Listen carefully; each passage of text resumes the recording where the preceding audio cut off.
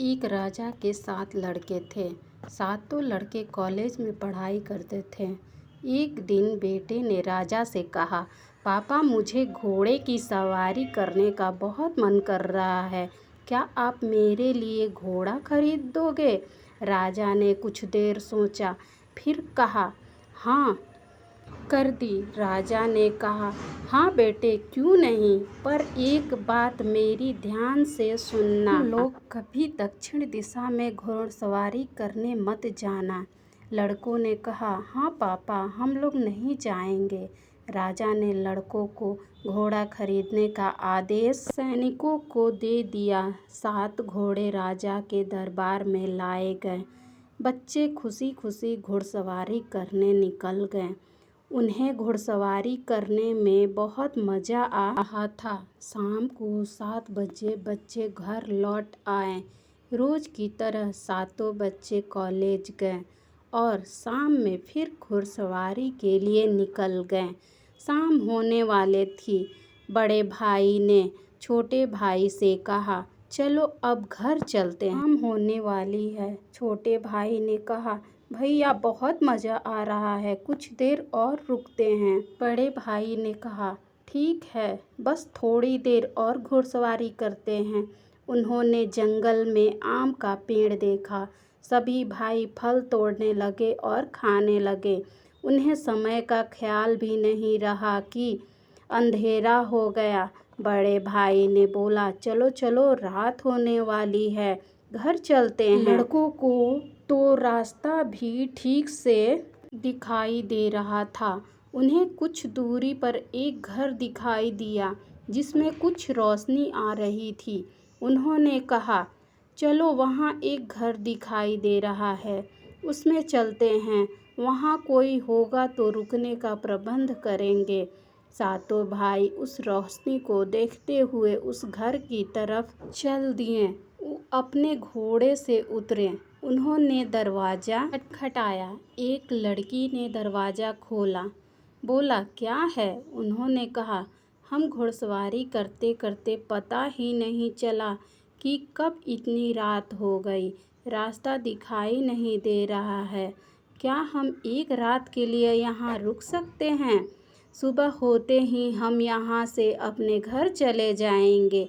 लड़की ने झट से जवाब दिया, क्यों नहीं, आप लोग अंदर आओ, मैं आप लोगों के लिए रहने खाने का प्रबंध करती हूँ। इतना कहकर लड़की अंदर चली गई। लड़के अंदर आए पर उन्हें कुछ ठीक नहीं लग रहा था, पर रुकना उनकी मजबूरी थी।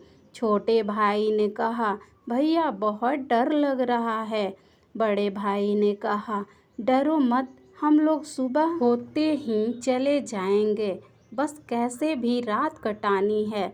लड़की आई और एक रूम की तरफ इशारा करते हुए कहा, आप लोग यहाँ आराम से सो सकते हो और मैं आप लोगों का खाना लाती हूँ। लड़कों ने कहा, नहीं, खाने की कोई ज़रूरत नहीं है, हम लोगों ने जंगल से फल बहुत खाए हैं, हमारा पेट भरा है। लड़के बेड पर लेट गए। करीब 2 घंटे बीते थे कि तभी एक दूसरी लड़की वहाँ आई और बोली, आप लोग यहाँ क्यों आए हैं? यह सब लड़कियाँ नहीं, चुड़ैल है। यह सुन सभी लड़के डर गए। क्या? लड़खड़ाए जुबान से बोले, चुड़ैल। लड़की बोली, आप लोग डरिए मत, मैं आप लोगों को बाहर जाने का उपाय सोचती हूँ। लड़के बोले, आप कौन हैं?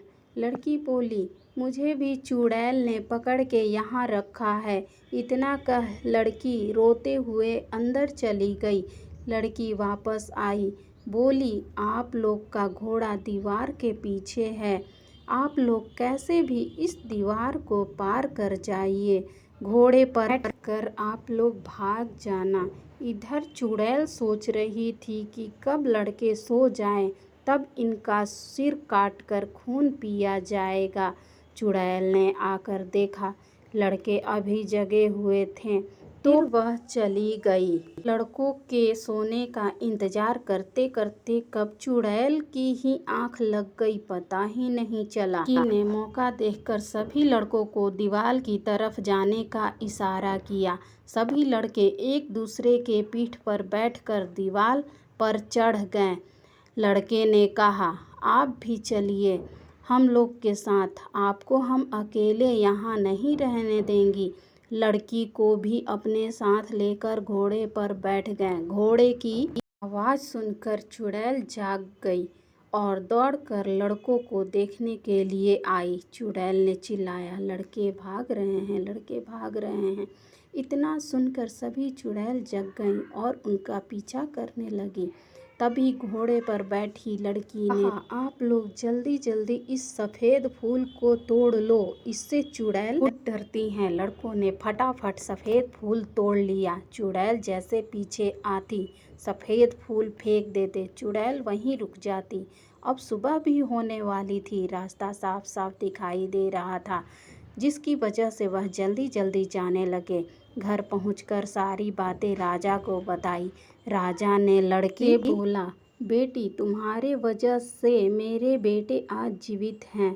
बताओ कहाँ घर है तुम्हारा, किसकी बेटी हो, तुम्हारे पापा का नाम क्या है, बताओ। लड़की बोली, मेरे पापा का नाम भानु प्रताप है, मेरे पापा बुंदेलखंड के राजा हैं। इतना सुनकर राजा बुंदेलखंड लड़की को लेकर चल दिए। लड़की ने सारी बात राजा रानी की अपने पापा को बताई। दोनों राजा मिलकर फैसला किए, हम अपने बड़े बेटे से आपकी बेटी के साथ विवाह करा देंगे।